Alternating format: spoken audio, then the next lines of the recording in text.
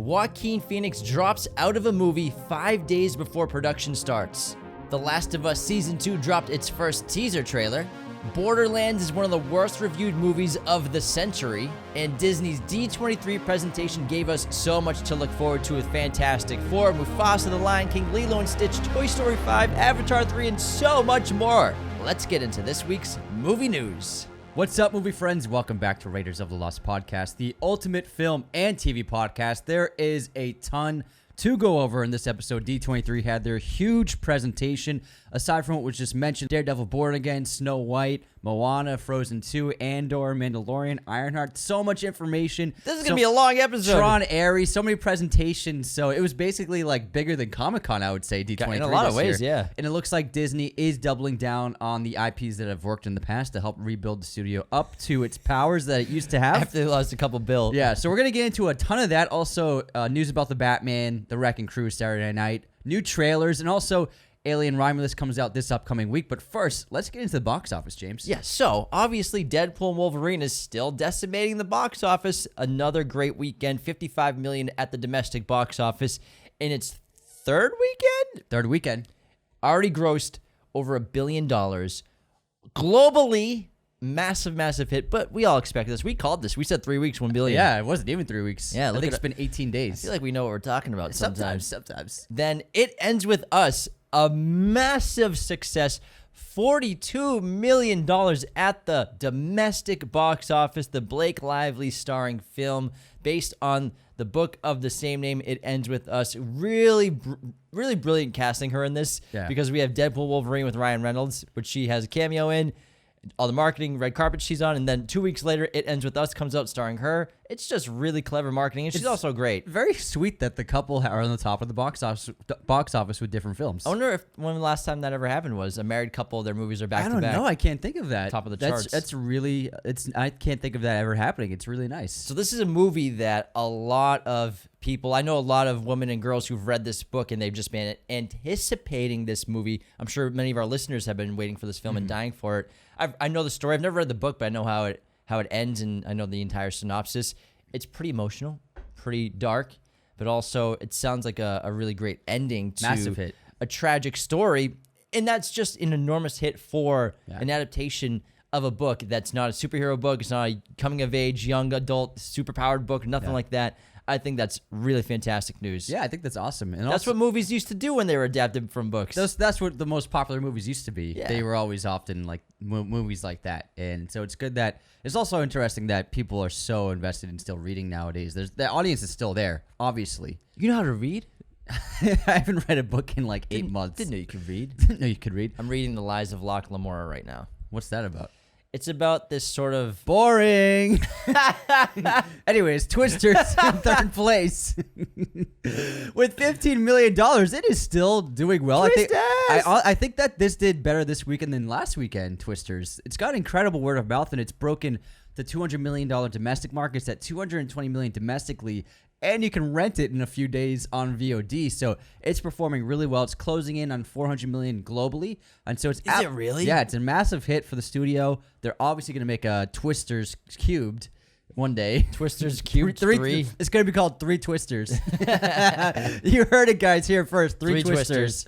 It's just a massive hit. And everyone I talk to who has seen it is like, oh my God, it's so good. So word of mouth has really propelled this movie forward. And I know people that are still haven't seen it, but they're going to go see it this weekend or next weekend that I've talked to about it. And everyone loves it. Like, you haven't seen Twisters yet? Oh, I'm going this weekend. I can't wait. So if you haven't seen Twisters, you got to watch it, man. It's one of the best movies of the summer, one of the best movies of the year in general. Despicable Me 4. Those Minions, man. Another $10 million at the box office. This has grossed over $650 million globally. Just a massive hit as expected. Here's the biggest bomb possibly of the entire year right now, I think. Borderlands. This movie had an estimated budget of $120 million just for production. Not to mention marketing probably brought it up to 175, maybe at least, maybe 200. It pulled in $9 million in its opening domestic weekend. $9 million. That's bad. This movie had horrible word of mouth. I think it's just, I don't know who greenlit this movie in terms of the casting and just the budget as well, because we have this beloved game. Yeah. A lot of young characters in the game. And then we have much older actors and actresses in every single role except for one. We have the average age minus that one girl has got to be, what, 58? 82 years old is the average age of the movie. It's pretty silly. We were calling this was going to be a bomb months ago. Yeah, and the trailer just didn't look good. So the background on the film is they actually originally had it written by a fantastic writer, and they made a great script, and it was supposedly fantastic. Apparently, from all accounts I could find online, it was a really good script of a video game adaptation. Eli Roth came on board and kind of threw that out and did his own thing with the film and took over with a new story. And from what I can tell from fans of the game, it has nothing to do with the game really, except for the characters. And so this ended up just being a huge disaster for the studio. This is a Lionsgate film, and they're a studio that's been teetering. They've been struggling a little bit here and there, hence why they're doubling down on Hunger Games. And this is a huge movie for them. They invested a ton of money into this, and it only made $1 million in Thursday night previews. It's a 4.6 in IMDb. Down to 4.3. Down to 4.3. It's a 7 on Rotten Tomatoes. And also didn't help that Jamie Lee Curtis went after basically the entire audience for liking MCU movies. So that didn't help with them leading into their opening weekend. It also is just one of the worst reviewed movies of the last 10 years. And I'm not even wasting my time. I'm not going to go see it. We were going to go see it, but we got an invite, but we had something come up, so we had to go. And I'm glad I didn't see it now because of how poorly reviewed it is by fans and critics. It originally premiered 0% on Rotten Tomatoes with its first 15 critic reviews. It earned only $1 million in its previews on Thursday, which was bad news. 2.1 on Letterboxd. And so it's up to 7% on Rotten Tomatoes with over 70 critic reviews. They did it, man. 7. So I made a list of some of the worst reviewed movies of the last 10 years with higher scores. Oh, not in the last 10 years, just worst movies ever with higher scores. So Mac and Me has a higher score than this. Paul Rudd clip. Paul Rudd clip that he always played at Conan O'Brien. That has a higher score than this. Little Fockers has a higher score. Grown Ups 2, higher score. 50 Shades Darker. Van Wilder 2. Oh, my God. Jonah Hex. Babylon AD. An American Werewolf in Paris. Bulletproof. Sex and the City 2. These are some movies that have higher scores than Borderlands on Rotten Tomatoes. That's not what you want. This is supposed to be a franchise starter. This is supposed to be a huge thing. And it could have been great because the world's so wild. I mean, where's the sequel going to take place? In a retirement home? Like, fuck. I mean, the trailer I always thought was just uninteresting, and it was just rehashed themes and ideas and scenes that we've seen a million times. And it's a shame that the original version of the film that was first envisioned was not what fans got. Yeah, I would love to have seen that come out, or at least read the script, because I watched a couple of reviews on YouTube of this movie, and people just said it's Guardians of the Galaxy with all the fun stripped out, all the soul stripped out. The action is so clunky. They describe that characters are just shooting, and it's just shots of them shooting, and you never see what they're really shooting at. What? And it's just not funny. That's what people are saying. None of the jokes land. The cast doesn't have the chemistry, and it's a ridiculous plot with a ridiculous ending and sort of just mystery box after mystery box. And I watched those reviews, and I'm like, I don't think this is for me. If there's mystery boxes in it, I want nothing to do with it. I don't think it's for me. Yeah, so Borderlands, one of the biggest bombs of the year, if not the biggest bomb of the year. And again, one of the worst reviewed movies of the last 10 years. In 7th place, on a higher note, 6th place, Trap came in 6th place on its second weekend with $7 million, closing in on $30 million domestically. It will end up being a pretty good success for Shyamalan once it goes theatrically all over the world. And then Cuckoo had its debut with a $3.5 million opening weekend. This is a very small budget of $7 million, so they already are on track to earn money on this film, and word of mouth has been generally favorable, but a little bit mixed. But I think it looks like a great trailer and a really interesting film, so I want to see it this weekend. Yeah, I want to check it out too. Mixed reviews, which is pretty common, I think, with independent horror films, but I definitely want to give it a shot because Dan Stevens. Dan Stevens is the best original horror independent film. Gotta check it out. So looking forward to seeing Cuckoo, hopefully this weekend. Yeah. Maybe we should go tomorrow or something. Let's do it. That'd be a lot of fun. All right, let's get into some news. But first of all, our Greece trip, which is going to be in June 2025 and open to the public to join us, launches tomorrow on Monday. You can buy tickets for our Greece trip so you can come with us for a week, travel across Acropolis, Athens, all over the mainland, do some cool stuff, have some delicious meals in restaurants, and just hang out in Greece for a week with us. It's going to be an incredible time. We've already had pre-sale tickets on Patreon go on sale, and people are already gobbling them up. So when they go on sale tomorrow, I recommend, if you can afford it, I recommend buying a ticket. They might sell out in a month or so, you know? Yeah. There will be 24 spots total. I think 4 are already taken just from the pre-sale the other day, if not more. So if you can come, come to Greece with us. It's going to be a blast. It's going to cost $30.99, and the ticket involves a ton of activities, all your accommodations, a ton of food. We're going to have a local guide the whole time, and we're going to be doing all sorts of tours and great fun stuff along the way. You just got to fly yourself to Athens, just but get all the yourself hotels, all the restaurants, all that stuff's covered. So it's a great deal. We think that it's going to be a lot of fun, and we would love to just hang out in Europe and in Greece with a 24 of you. Yeah, and awesome. The link that we post will have all of the details of the trip, breaking down every single day and everything involved. Yeah, check out our Instagram. It has all the details. Also this week, Alien Romulus is going to be the huge new release that I think might possibly dethrone Deadpool and Wolverine. I think it will. Looks like it'll be a big hit, even though it's rated R as well. And they have been doing an incredible job with the marketing campaign. Yeah, there are face huggers everywhere. So in movie theaters, there's just people lying on the ground with face huggers on their faces. They did it at the Century City AMC last week. All theaters all over the country. They did it in New York. They did it in New York. They did it at Comic-Con as well. So it's really cool to see how far they're pushing this campaign, the marketing campaign. They got their bucket. They got the xenomorph head. And I think people are just very excited about this film. And they had an early screening the other day, which we weren't invited to. 4DX.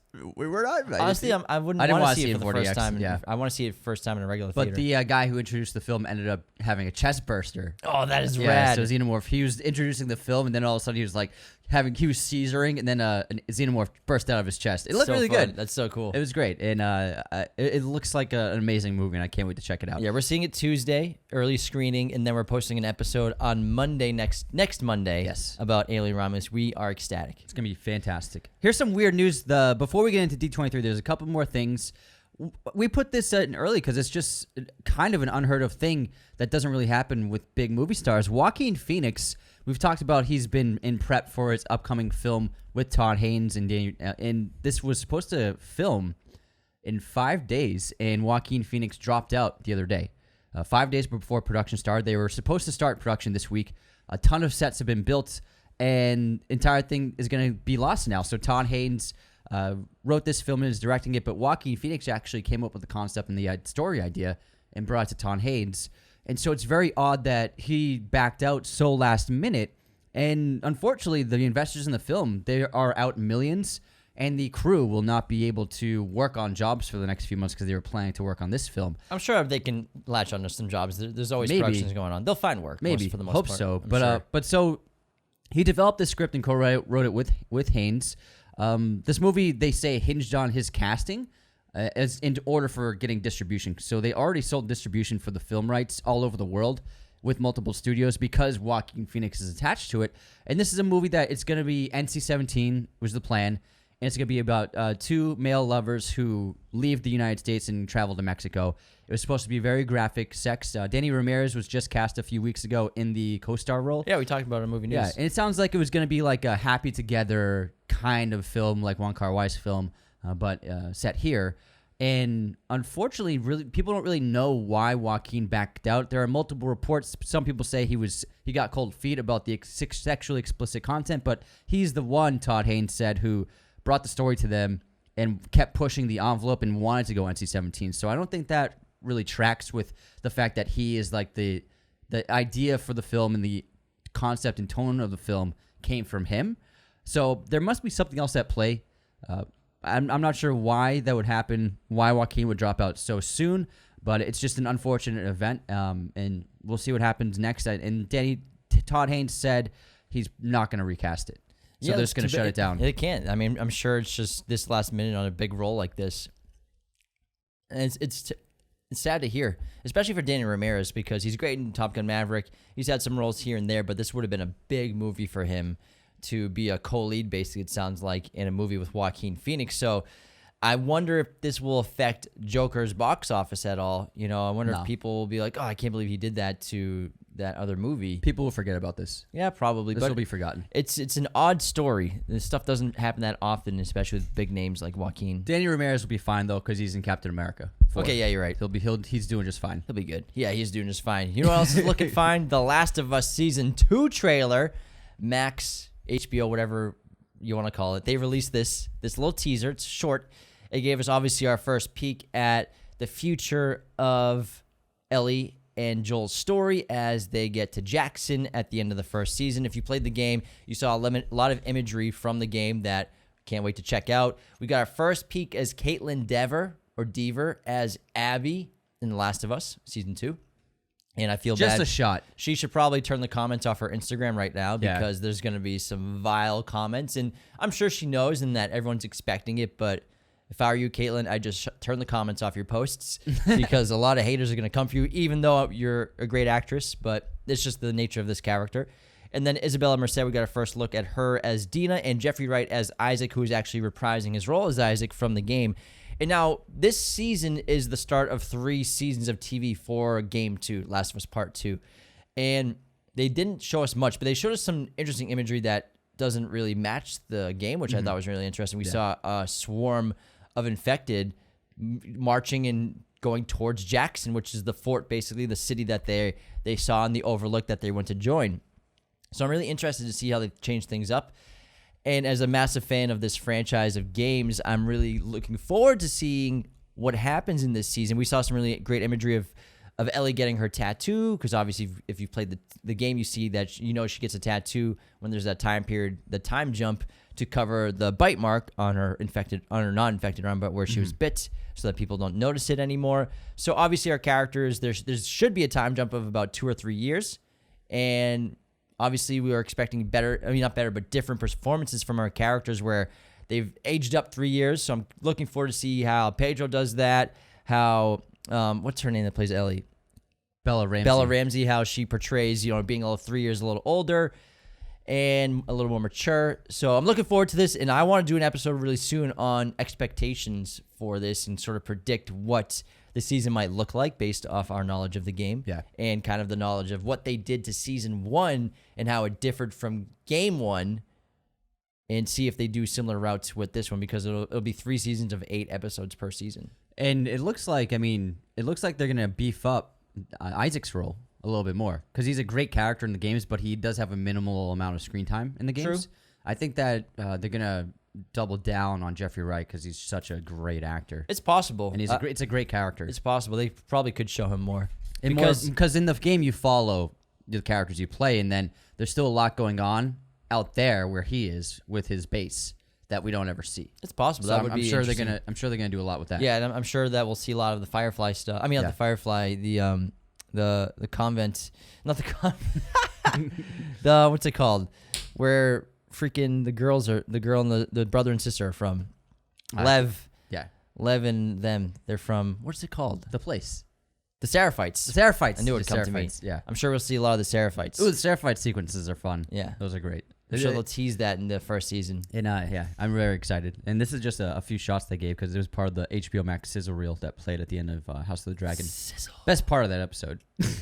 All right, let's get into a little fun tidbit about Deadpool and Wolverine. Apparently, Robert Downey Jr. was going to cameo in Deadpool and Wolverine as Tony Stark, and Ryan Reynolds even read lines with him for the scene, but it didn't make sense once they revealed that he was cast as Dr. Doom. Where do you think that would have been? I'm guessing it probably would have been when he was interviewing for the Avengers job. Yeah, that tracks. Yeah, because like that. Iron Man would have been alive still. Yeah. He would have been there with Happy Hogan.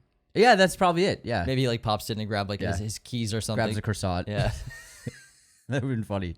But yeah, it doesn't make sense. Just let it lie as it was. Well, some big TikTok film creators received a package from the Russo brothers. So Soups, Matt Ramos got one, as well as Just the Nobodies podcast. They got a package from the Russo brothers, and they got not official art, but they got just sort of this cool concept art of Dr. Doom, and it's Tony Stark. It's like a Tony Stark Iron Man suit underneath the cape. Not sure if it's concept art for the movie, but it's just interesting art. I feel like it's concept art for the movie. Maybe. I feel like why would they send that? And it does look like Iron Man armor, so I think it's definitely concept art. But they said it's not concept art. So they say. I think they just said it was fan art. I think it was made by a fan. Oh. Boss Logic. Yeah. Oh, Boss Logic. Yeah. So I don't think it's concept art for the movie, but it's cool art. It got people excited. But they got a package. Maybe it is. Who knows? Let's get into A24. We got 3 stories from them. So Big stuff. Big news here. Zendaya and Robert Pattinson, two of the biggest stars on the planet Earth, are in talks to star in Christopher Borgel's The Drama for A24. He just made Dream Scenario. The film follows a romance that takes an unexpected turn before a couple's big day. I'm assuming a wedding. And it's produced by Ari Aster. Very cool. Yeah. I can't wait, and I'm sure it'll be very surreal, but two big stars like that, it's big news for A24. They're also, A24 is launching their own scratch cards, their own scratchers, through their subscription service, and major prizes include a set visit for an A24 film, a trip to the Ex Machina Hotel, 1 year of TurboTax and H&R Block. Okay. A $2,424 gift card for the A24 shop, which will get you like a t-shirt and a sweatshirt, maybe. No, they're not that bad.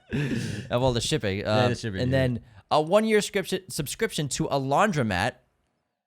Yeah, cool. Which any laundromat, I guess.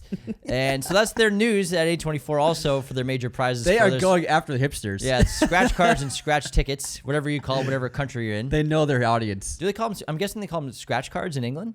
I'm not sure what they call them in England. Yeah. We call them scratchers or scratch tickets. Yeah, I've never heard them tickets. called scratch cards until now. And then also, the directors and writers of Talk to Me, Danny and Michael Philippou, their next horror film called Bring Her Back has wrapped filming. Very cool. I'm not sure if it's a sequel to that or just something original. I'm guessing it's something original. Yeah, it must be something original. So, All right. A24 news wrapped up. Huge casting besides Pattinson and Zendaya. Jenna Ortega is in talks to join Glen Powell in J.J. Abrams' next film. No details have been released about the movie at all. Nobody knows what it's about, but I'm guessing it's something to do with sci-fi because that's his DNA. So it would be two of the biggest stars right now, aside from Zendaya and Pattinson, just like so hot right now. So that would be pretty exciting to see them in a J.J. Abrams movie. And also, J.J. doing an original film. I mean, his last original film was Super 8, right? Yeah, he wrote this one. Yeah, wow. He's a cool dude. He's a cool dude. All right, let's move on to some other stuff. So we have two re-releases happening this year, which one we predicted 2 years ago. Mm-hmm. So The Batman is getting a re-release on August 28th, and it will also feature a sneak peek of the HBO Max series, The Penguin. And also, we all knew this was coming. We said it on the show several times last year and the year before. Christopher Nolan's Interstellar will now re-release in theaters on December 6th for the film's 10-year anniversary. And yes, it will be shown in 70 millimeter IMAX. Did you see all like the people online were saying it's not going to happen? What are you talking about? So it's funny. Twitter's a funny place because someone will tweet something and everyone will think it's a fact. And all over Twitter, people were saying, some guy said, I've heard news from an insider, Interstellar re-release is not happening, and they accidentally destroyed all of the IMAX 70 miller prints, and Christopher Nolan is furious, and then it went like wildfire. That's the dumbest thing I've ever heard. And I was heard. like, what? And how do all the 70 millimeter prints get destroyed? I don't know. And then people were like, I guess it's not happening. And then they announced it happening. Steven from Missouri made this random tweet. People believe it. Steve! How could you believe that? I don't know, man. I thought it was so silly. Like, sure, if it's from a publication that's sourced, sure. But some guy on Twitter saying, no, they sent them to the moon, actually. It's dumb. I mean, we didn't get an answer from when we talked to the CFO of IMAX last year, but he gave a non-answer. Yeah, he gave it. Yeah. He pretty much said, he didn't say yes, but he said yes without yes, saying it was yes. happening. I asked him, he's like, I can't, you should probably ask someone else about that. It's of course they're doing it. It's 10-year anniversary from Interstellar. Yeah, it's fucking A. Are you kidding me? Everybody talks about it all over the internet that they want it. I can't wait. It's gonna be We should just great. do another episode on it after it comes Yeah, out. man, why not? December 6th. The podcast everybody. is so much better than it used to be back then. Yeah. Back in the long ago. Anyways, we got to get into this D23 presentation. It was because massive. There's so much to talk about. So much was revealed. So much news. So many presentations. But I think the most exciting and the coolest one was obviously the Fantastic Four for me. Mm-hmm. Because, first of all, Michael Giacchino, he shared a Fantastic Four theme at D23. So he played like 2.5 minutes of the main track of the film in the crew. It's called First Steps if you want to find it. I didn't listen to it. I want to save it for the I movie. listened to it. It sound good? It sounds great. It's very light. It's airy. It has an chorus, orchestral score as well as chorus score. Cool. What am I trying to think of? People I have no singing. idea. You know what I mean? Chorus. Yeah, chorus. Okay, it has a chorus.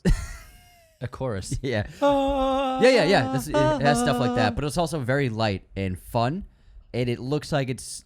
You can already get a sense for what the tone of this movie is going to be. Yeah, he's John Williams 2.0. Yeah. And also they revealed new costumes, and there's this great little video that the family shot. So we have our 4 leads sitting at what looks like a dining room table inside this big retro kitchen and living space, which is probably the set that they live in the movie. And they're talking about how excited they are to share the movie with us. They're all in wardrobe for plain clothes wardrobe, like suits, and we have Grimm's wearing a sweatshirt. But then we have Johnny Storm, played by Joseph Quinn, actually wearing a Fantastic Four costume, and it looks awesome. It looks sick. I love the color schemes. I love the retro style. And they're just basically saying they're excited for us to see what they're coming up with, and they're hard at work on it. And you can already tell, just them sitting there, they have great chemistry, the 4 of them. And the suit looks great. It's a very minimalist retro feel. It's just a simple blue and a simple white. And there's a lot of white. The sleeves are white, and the neck is in the high top of the chest is white. And there's a nice, it's like a royal blue for the main blue color. And there's not much to it. It's very simple, and I like that about it. It's not like, it doesn't look like it's like armored at all or retrofitted for no reason, or sometimes suits, especially back in the day with early superhero movies, they just have crazy designs on them for really no purpose, just to look cool, I guess. So I really like the simplicity of the suit. And Joseph Quinn has blonde hair, and I'm wondering if he's going to have a wig for the whole movie because he has a shaved head right now. Yeah, he's going to have a wig. So he must be, I guess we thought that maybe he was going to have a shaved head as a character, and they were just doing tests with the long hair. But it looks like they're going to go with the long blonde hair. Well, not long blonde hair, but just like an average haircut. My assumption was the shaved head was in prep for the Johnny Storm fire sequences, but maybe it's because they wanted to give him this wig.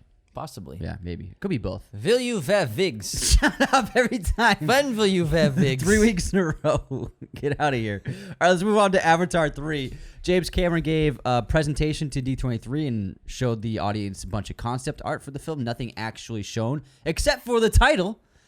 It'll be called Avatar: Fire and Ash. And the film is going to center upon the characters that we love. Charizard and Blastoise. And the characters we love will now encounter the Fire Tribe on another part of Pandora. And the concept art showed a ton of cool stuff, including like flying ships, as well as more banshees and stuff. But the Fire Tribe has a very unique sense of style and what the kind of clothing they wear. It's very different from the tribes that we've seen already, from the Water Tribe and then the Na'vi tribe that we already know. So it looks like it's going to be a lot of fun. He said it's going to be not what you expect, but what you need and what you want. I'm really excited about this because obviously the first film dealt with much of nature in terms of being in a jungle with water as well. Second film, heavily water, Avatar: The Way of Water. And just watching what they did with the animation, and pretty much 99% of the water in that movie is fake, which is astounding. Absolutely astounding. When it's on top of the real characters, the real actors, it's water on top of them is real, but still, like, the water at their feet's fake. It's really astounding. So there's some even sequences I saw behind the scenes where they would cut their legs out and they'd had to CGI their legs with the fake water. Oh my God. To make it look right. Wow. So I think it was just astounding what they did with water, but now to see what they're gonna do with fire. Fire. There it is, everybody. There it is. Fire. You like to do it too, man. Fire. You can't help it.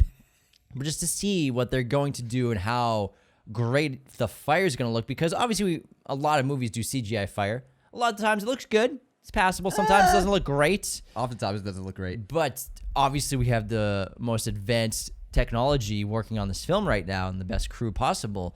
I cannot wait to see what the fire is going to look like and how real it'll look. I think that CGI fire has been something that still to this day rarely looks great. It's a difficult thing to pull off for an effect, and even a couple of films this year that did it, it was clearly CGI. But I mean, sometimes it can look great, but fire is something it's really hard to do digitally. It's gonna be hard, but you know they're gonna pull it off. Yeah, I mean, it's James Cameron. It's probably gonna look better than real fire.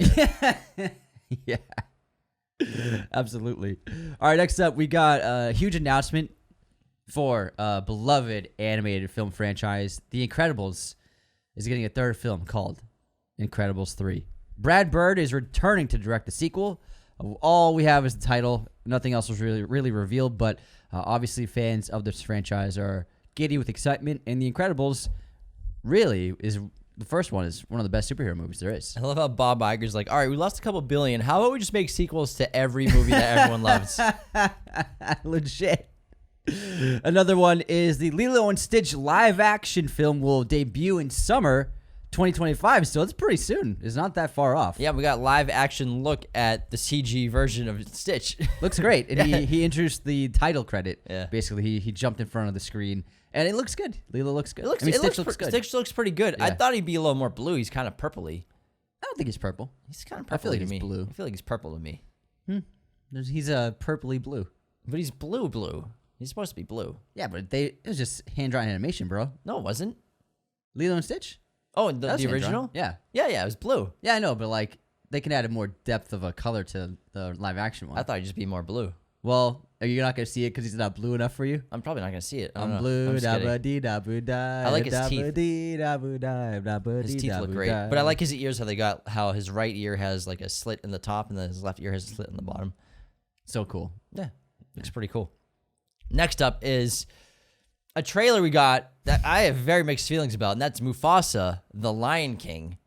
And it seems like they kind of are retconning the story of the original Lion King, or maybe they'll fix it at the end of the movie. But basically, this shows that Mufasa was an orphan who was discovered by Scar and his family while they're out on a little walk When he was a kid. when they're little cubs. Yeah. And Scar is the prince of the pride, and he's the rightful heir to the throne. And his father, I'm guessing, is king of their lands, and not Mufasa, which just confuses the heck out of me because Lion King, Mufasa was the son of the king. Mufasa's father, Yeah. Ahadi, was the king before him. He preceded him. So I don't know if this trailer just isn't showing all the information.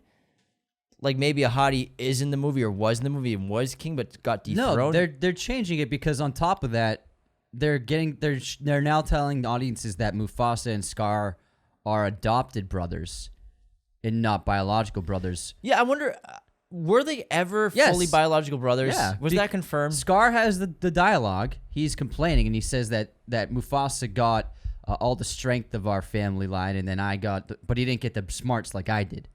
And so they've always, he talks about the gene pool in Lion King, and we always assumed that Scar was like the weaker runt of the litter, and Mufasa got like all the strength of like their father. That's how I always and interpreted Scar it, yeah. didn't, but Scar got a great mind and brilliance. But now they're not even related anymore. And also, Scar doesn't look like Scar. Scar does not look He like doesn't look anything like Yeah. Scar. Scar always had a great look. He had that like olive tan fur, great color, and then he had jet black hair for his head of hair. For his mane was jet black, and he had green eyes.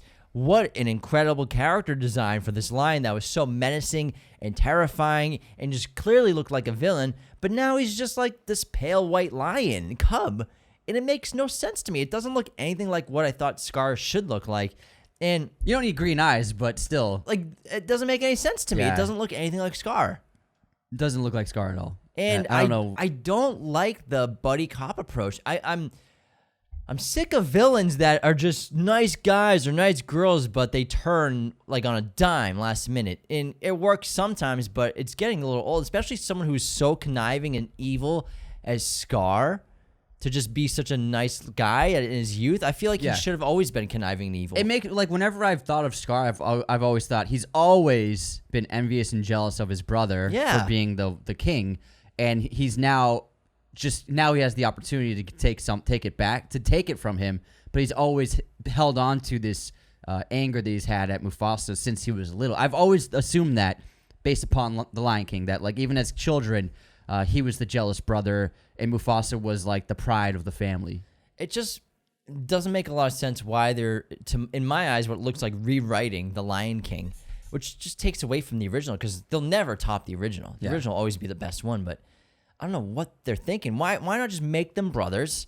Why not make their father be in the movie and maybe a challenging pride comes in to try to take over the kingdom. I don't understand why they're just rewriting the whole thing. Yeah, it really makes no sense to me. I mean, what sounds like a more interesting story is as they're growing up, Scar maybe kills their father. You have patricide to try and take the throne, but then Mufasa takes over.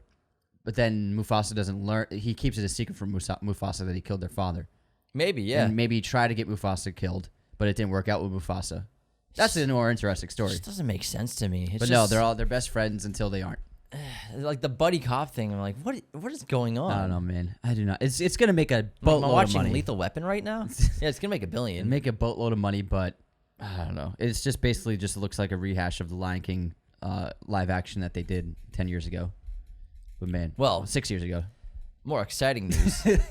Toy Story 5 revealed its first image, which looks great. There's a concept art of what looks to be, if not, it's not Andy anymore, right? So it's a new kid, new little kid, new little boy or girl. He's I think it looked like a boy. You're under a blanket, man. I don't know. Oh yeah, you're right. Anyways, I think you just put yourself in the image. Probably. That's what I do. That's the power of film. This young child, thank you, underneath a blanket in their bed with an iPad. Yes. And then all the toys are at the end of the bed watching on. Yeah. I thought it was a really great image because it's really relevant today. Now, Andrew Stanton has been announced as the director of Toy Story 5. And this time around, the toys who have always been there for the kids will find their job cut out for them when they go head to head with electronics.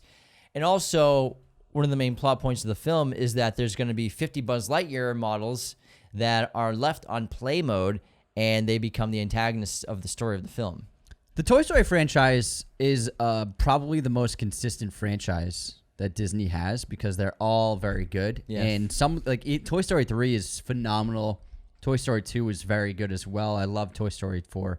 And Toy Story 5, I feel like this is a good time to make a sequel because the landscape of raising a child has changed and being a child has changed with the advent of so much technology and so many screens. And I think that this is an interesting opportunity for the storytellers and the filmmakers and for Disney to show kids maybe that are so much on screens that teach them a lesson of it's more important, I'm sure, to live in the world and to interact with the world and not stay on the screen at all times. So While watching a screen. While watching a screen. But no, it's a story. Yeah, no, I'm kidding. So I think that they have potential to put really relevant story beats into this fifth film that could, I think, benefit children all over the world. And I think maybe even parents, too. Yeah, parents, I'm too, sure yeah. parents can watch this and be like, yeah. Kids have iPads because their parents buy them iPads and iPhones. So, I think it's going to be great for both. Yeah, so I think that it's a good time to make a new one, for sure. And it's a great approach. I'm excited to see it. We also got a trailer for The Skeleton Crew, the new Disney Plus Star Wars show that's dropping this year starring Jude Law and this sort of ragtag group of kids off on an adventure. Looks pretty good. It's like Goonies in Star Wars. It's about a bunch of kids who live in a suburban neighborhood in some kind of planet in the Star Wars world.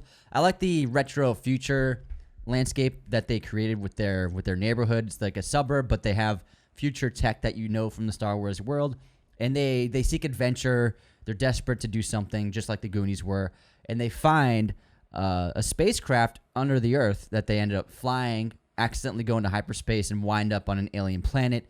And then they encounter Jude Law's character in a prison cell, who is revealed to be a Jedi. It's Jenna. Why don't you love me, Jenna? And it looks fun. I think it's a smart idea to make a kid-centric show from the Star Wars world, and also to get that veteran actor that everybody loves to bring in adults too. He's a pretty cool guy. Yeah. Pretty cool guy. Also, we got a Snow White trailer, the movie that's been in development for 37 years now. Multiple reshoots starring Rachel Zegler.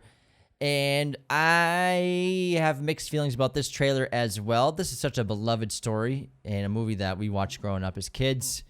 And I think Rachel Zegler is incredibly talented. She's a terrific singer. The trailer looks a little grim, kind of, but also the CGI of the dwarfs just doesn't look that great.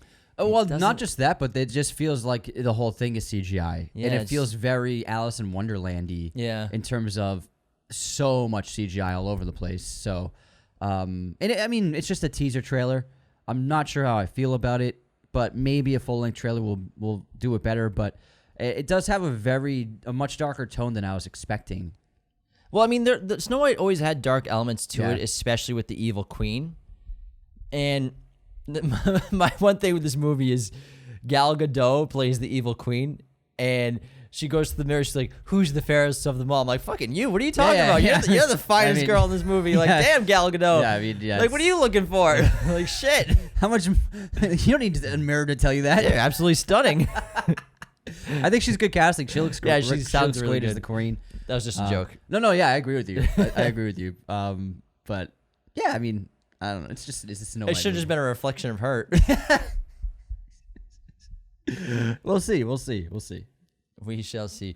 Did you watch the Moana 2 trailer? I sure did. It looks great. It looks delightful.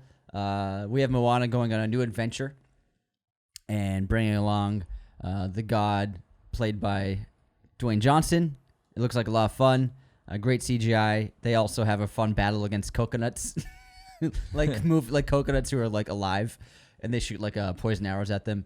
It has a great mix of both adventure, spectacle, heart, and emotion, and a great sense for family and protecting your tribe. So I think it looks like a really great movie.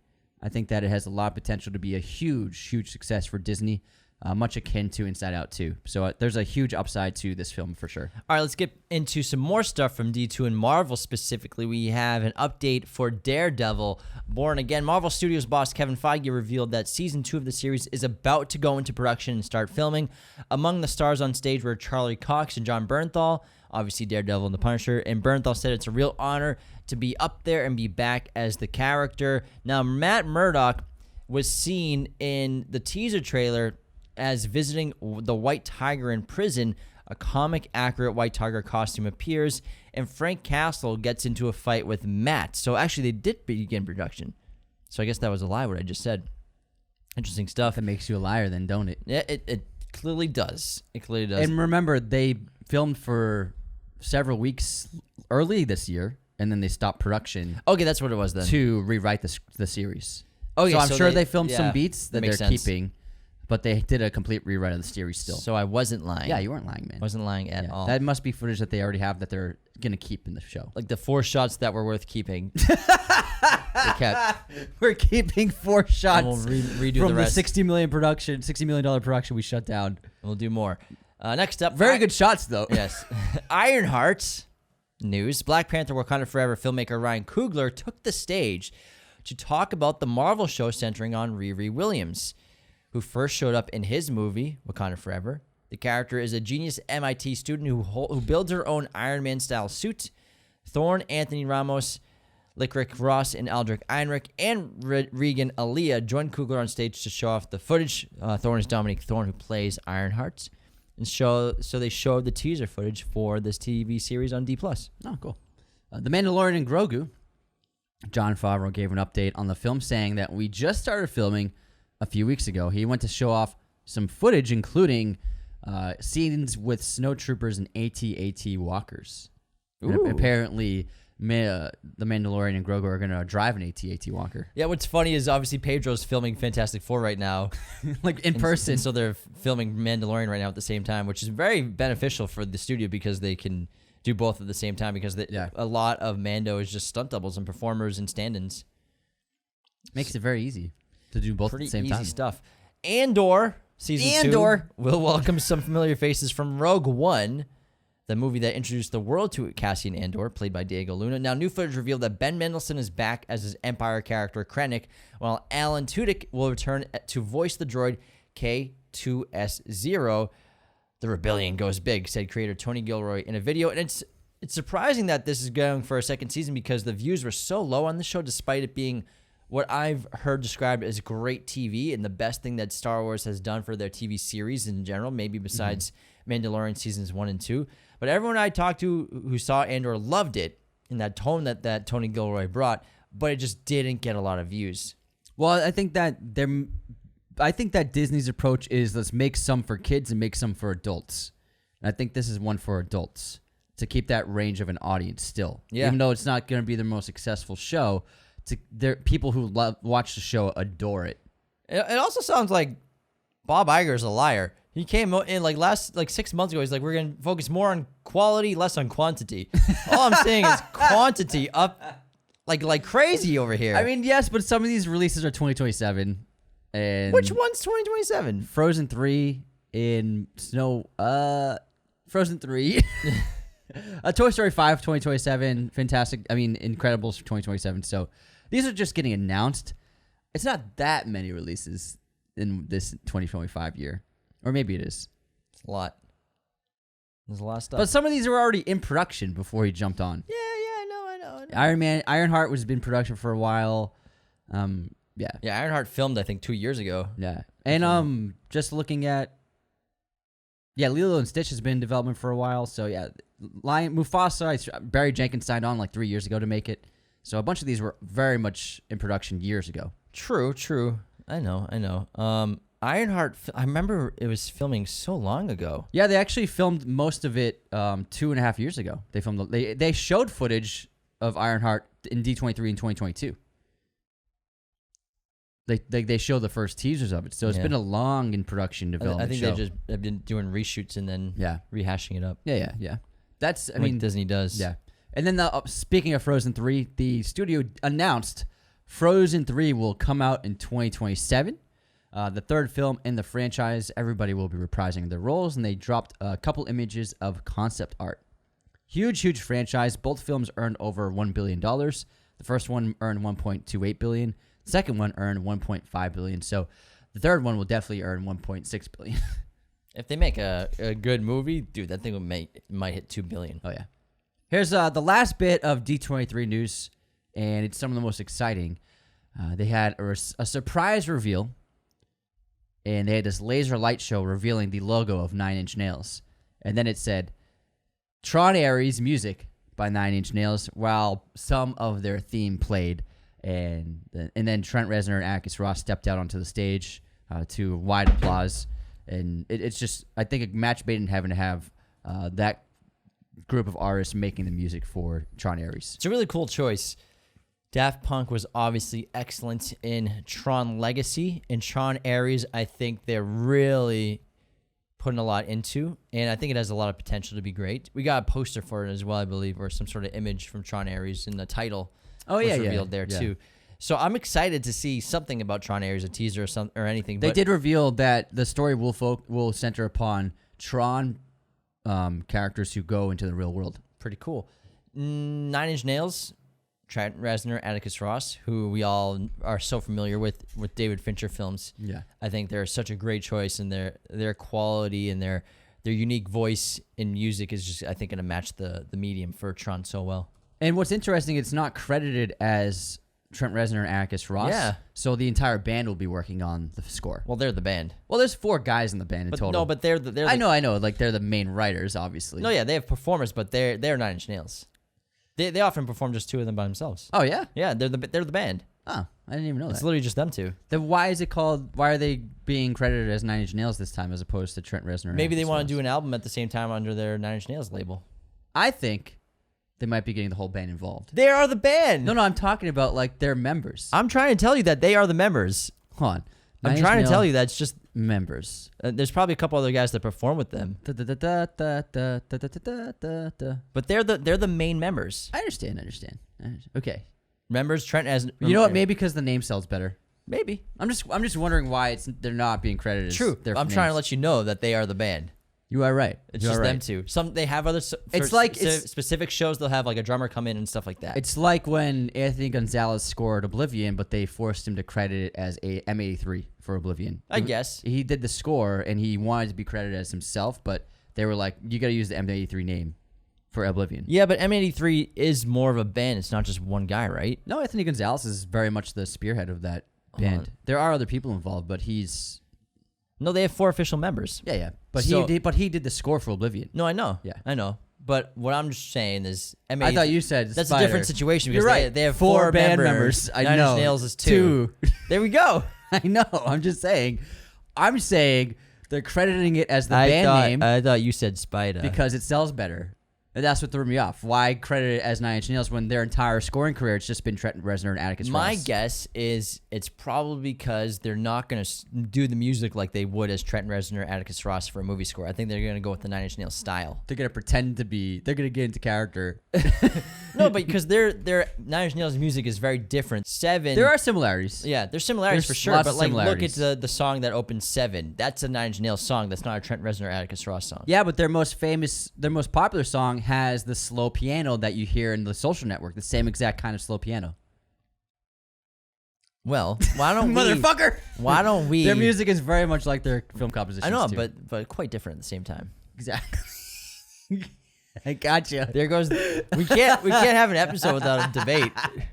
Can't have an episode without a debate. Tell us about Steven Soderbergh's new film. Oh, this looks pretty interesting.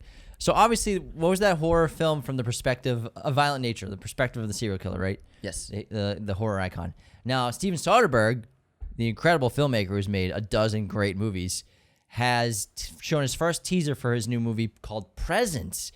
And this is a horror movie shot from the perspective of a supernatural entity. It hits theaters on January 24th. There's a very quick teaser. Mm-hmm. It's sort of just, we got a little shot overhead of a neighborhood. And then we were inside of a house looking out a window that just slowly panned left. It was very spooky. Whoa. It panned left. That's all it did. Yeah, I'm just kidding. It probably is all going to it be did. awesome. I'm pretty hyped for this, man. This sounds pretty cool. I bet you he does some cool camera stuff. Unsane's a great horror movie. Yeah. Yeah, I like him in that genre. It's a cool idea. Yeah. It's a very cool idea. And I'm sure, like, unlike in A Violent Nature, he's going to stick to the POV. He should. The whole time. Yeah, the whole thing's in the perspective.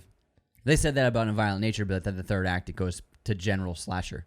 Oh, okay. Yeah. Well, the thing with the supernatural being is the perspective can be so unique and kind of be all over the place if you think about it. Yeah. Versus just being in one sort of position. Yeah, omniscient. Exactly. They can be all around at once. Very in cool. a lot of ways. All right, next up, we got a trailer for Alfonso Cuarón's next project, which will be a 7-part miniseries starring Cate Blanchett.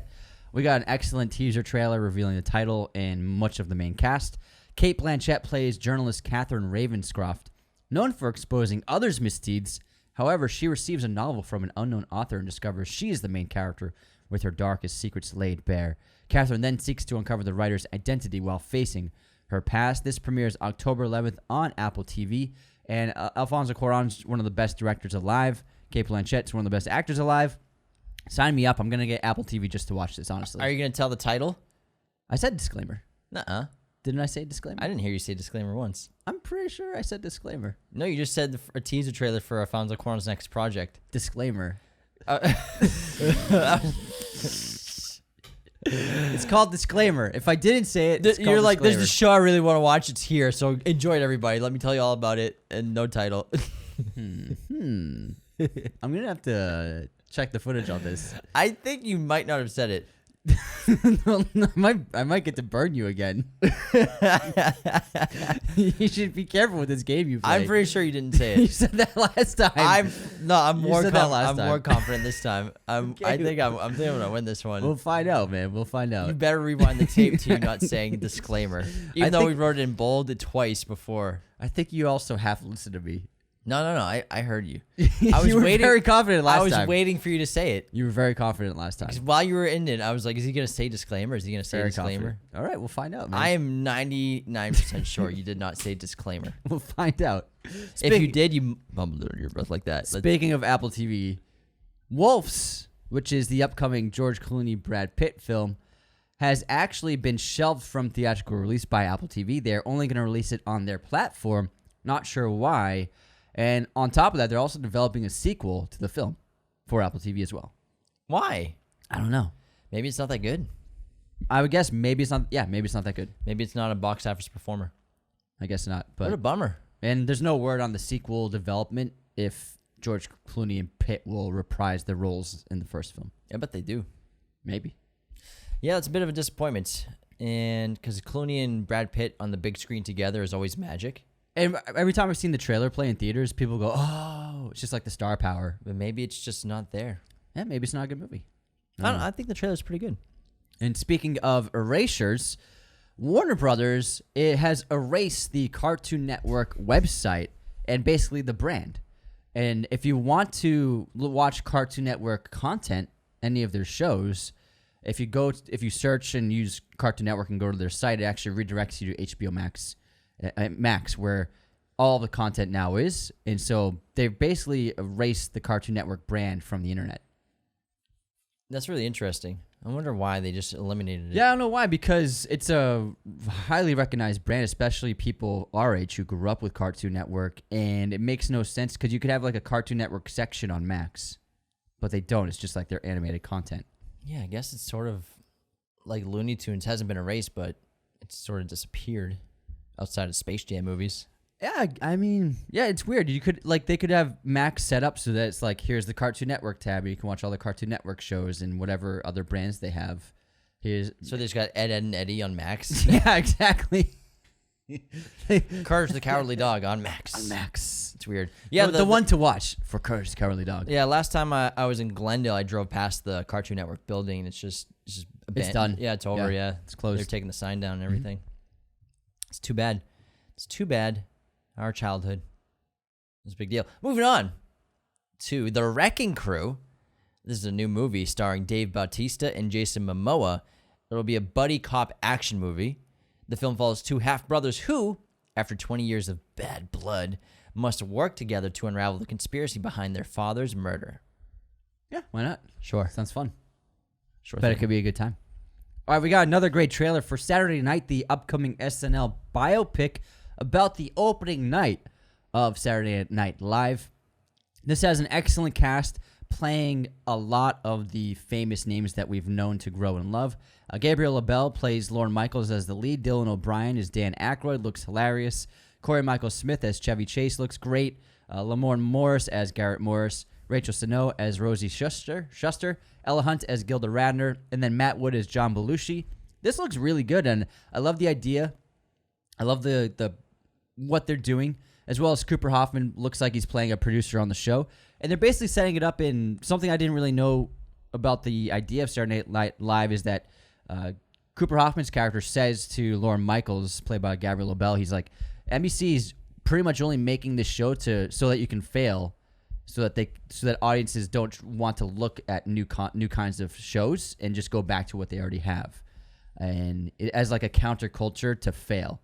And I really like that concept because we all know that Saturday Night Live was a resounding success, is still airing to this day over 40 years later. So it's just a great idea for a film. I think it's going to be a lot of fun. And Gabriel LaBelle, who most recently was Steven Spielberg in The Fabelmans, basically. So I think it's really cool to see him in another big movie like this, taking on a lead role. I can't wait to see all these actors portray comedic actors we know from the past. And even Willem Dafoe's in this movie as well. Yeah. And so it's a really interesting story, and there's a great poster for it, too. The poster has a little more exposition. Oh, and I'm sorry, Finn Wolfhard is in it as well as a page, like an NBC page. Okay, yeah. And there's a great poster where it says, the writers are stoned. Oh, wait, no, it's October 11th, 1975, 10 p.m. The writers are stoned. The set is on fire. The sound system is fucked. The actors are physically assaulting each other. The crew is in open revolt. They have 90 minutes to get their shit together, or the network is pulling the plug Saturday night. It's great. Great setup for a film. Yeah, I can only imagine what the stories are like, and it's probably a toned-down version of it. Mm-hmm. It looks like a lot of fun. It's a good idea. Looks like a lot of fun. It's the best thing SNL's done in years. Directed by Jason Reitman, and he seems like a perfect fit for this story. Some other cool news. So, Aliens and Avengers.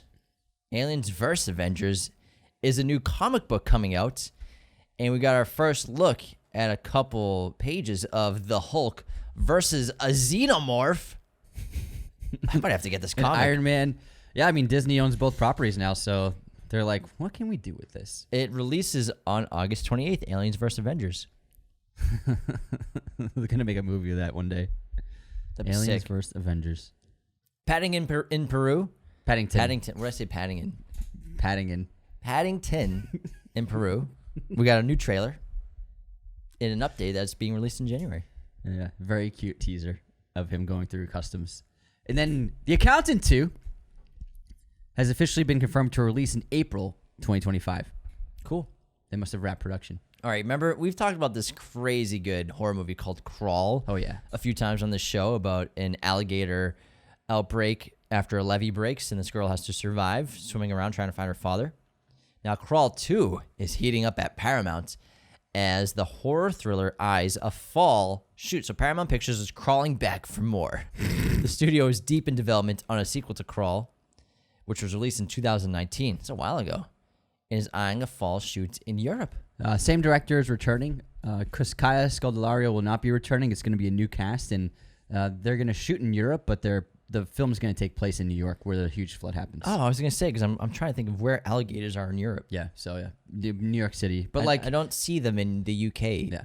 They shot Quiet Place Day 1 in the UK. It's true. So you don't have to shoot in New York City to get In New York City. expensive America. Yeah.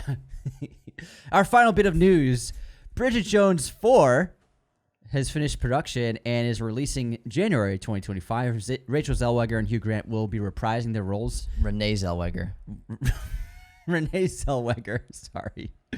And Hugh Grant will be reprising their roles in the film. And it's called Bridget Jones Mad About Boys. Did you say the title? That's what I just said. Are you sure? I don't think you said it. Get out of here. Bridget Jones Mad About Boys. Mad About Boys. All the moms will be happy about this one. Yeah. Mom loves Bridget Jones. Bridget Jones is very cute movies. Yeah. They're very cute. They're funny. Yeah. Renee does a great British accent. She does a wonderful British accent. Wowzers. That was a lot of movie news. Holy crap. Lots to do. That was a lot to cover. So much from Disney, but also so interesting, that story with Joaquin Phoenix. I'm so perplexed. I want to learn more about it.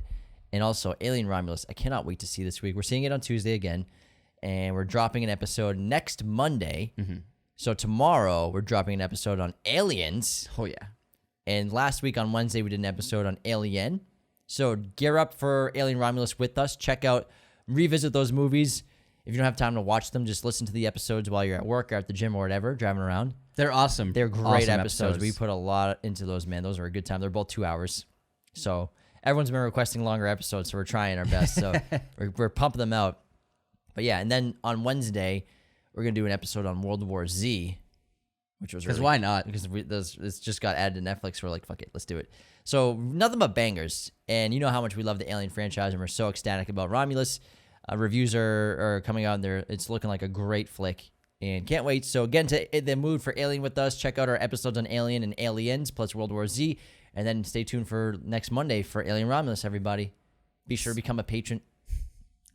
Be sure to become a patron today at patreon.com/Raiders of the Lost Podcast. Leave those 5-star ratings and reviews on Spotify and Apple. And take care, everybody. See you next time. Thank you for watching Raiders of the Lost Podcast. Be sure to hit that subscribe button, hit the like button as well, notifications for sure. Listen to the show on Apple Podcasts, Spotify, everywhere you can listen to podcasts. And be sure to check out this other content we have on our YouTube channel.